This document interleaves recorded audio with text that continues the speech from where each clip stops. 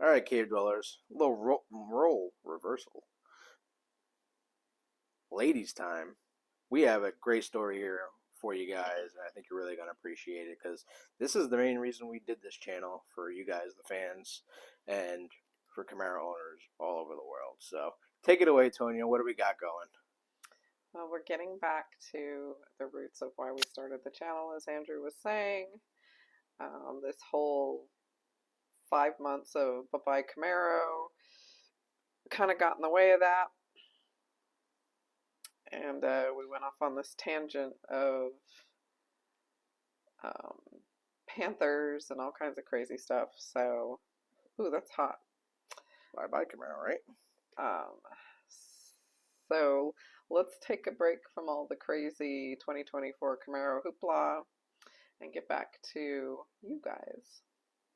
So we got a pretty cool story, and anybody who knows him has probably figured out who he is from this picture.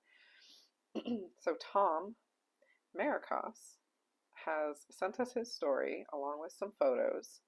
This is obviously a old picture scanned into a computer and then sent to us. So we apologize for how blurry it is, but I think that it kind of started out that way. I mean, it's a first gen. It is a first gen. It's pretty cool looking. I mean, check that out. We're just going to read, and hopefully Andy will stay up with me and keep us up with the pictures as he gives us pictures of all of the cars that he's had. All right, so he writes to us. This is really long, guys. He was really involved. Hey, Tonya and Andrew. I first learned of the Camaro Cave when I saw your post on Camaro 6 about your evening with Scott Settlemeyer. I was unable to watch it live as November 11th was my wife's birthday. I caught it, however, the next day, thoroughly enjoyed it, and watched your live sessions every chance I get. Definitely a fan. Aww. We appreciate that. Thanks, Tom. So here is my Camaro story. Out of high school in '79, all of my friends wanted cool muscle cars. We were all motorheads. One buddy had a '76. I think this was supposed to be Trans Am, and his computer did some crazy stuff to it and called it a Transit Am. A Transit Am? A Transit Am. So I'm thinking it's a '76 Trans Am. Another a '73 Charger, and another a '7442. They were all nice cars, but my '67 Camaro was the best. No bias there. No bias. I bought it as pictured. Had all the goodies from that era. Thrush side pipes, very loud. Krager mags, L60 tires on the rear, Jensen Triax speakers in the rear deck, and an FM converter. LOL. He is aging himself. My dad and I did the maintenance, oil changes, tune-ups, etc. We had lots of fun and great memories with my dad, my buddies, and my girlfriend, now his wife, with that car. Fast forward to 2014, 2 kids through college and 1 paid-for wedding, lots of sedans and SUVs. It was me time. I bought a 2014 Crystal Red Metallic 1LT convertible. The paint was amazing. It always looked clean, probably because it was a garage queen. Only left the garage if the weather was permitted for the top to be down.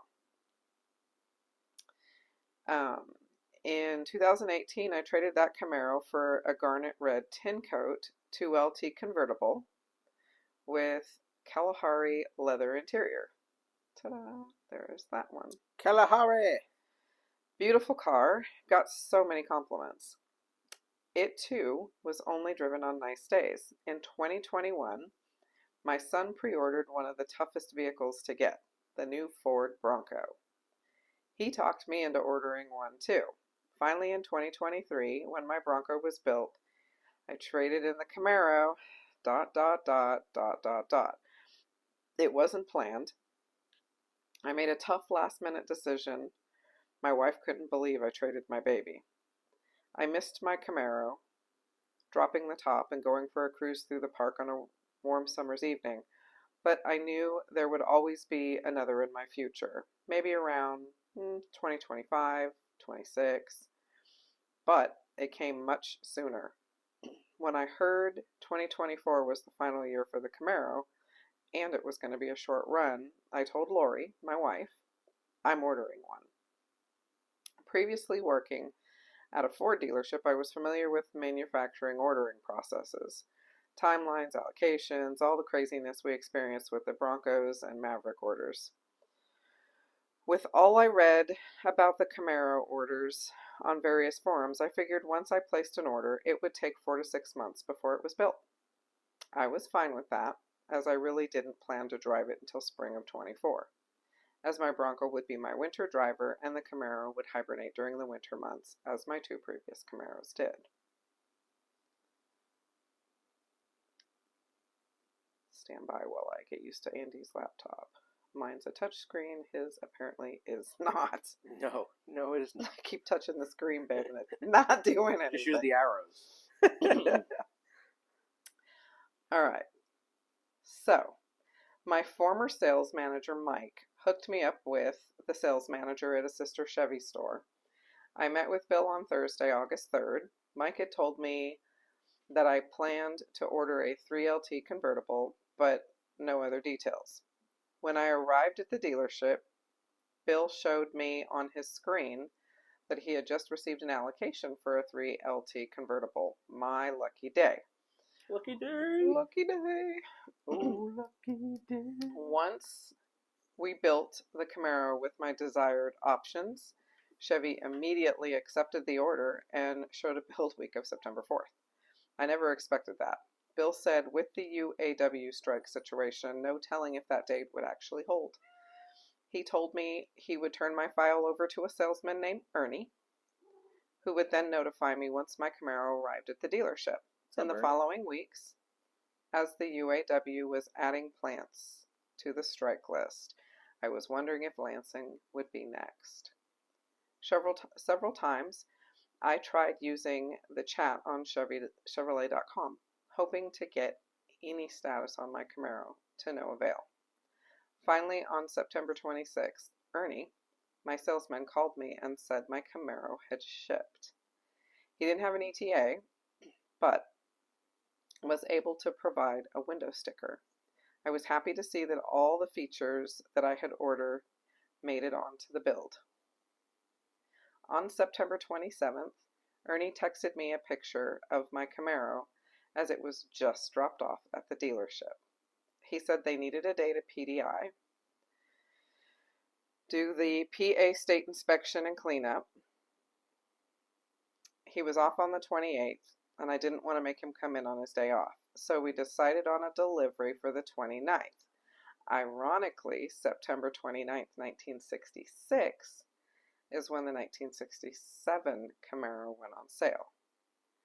By noontime that day, I was cruising home with the top down. In this beautiful ride. With the top down in my new Camaro. I enjoyed several more rides till the end of October when I gave it a bath, a coat of wax, and a leather protectant for the interior, then covered it with my bright orange Camaro cover, and it rests in my garage until March 1st when I plan to put it back on the road. You can see in my first Camaro picture that it was white exterior with a black vinyl hardtop, and as a remembrance to all the good time, I designed my 24 Camaro to match. It's summit white with a black convertible top, ceramic white interior, bright shiny wheels to mimic the Krager mags, and a noisy dual-mode exhaust like the Thrush mufflers.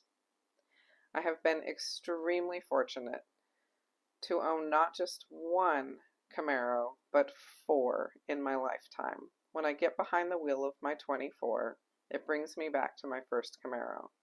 Not a care in the world, just great memories of family and friends. I hope this isn't my last new Camaro. I am keeping the faith.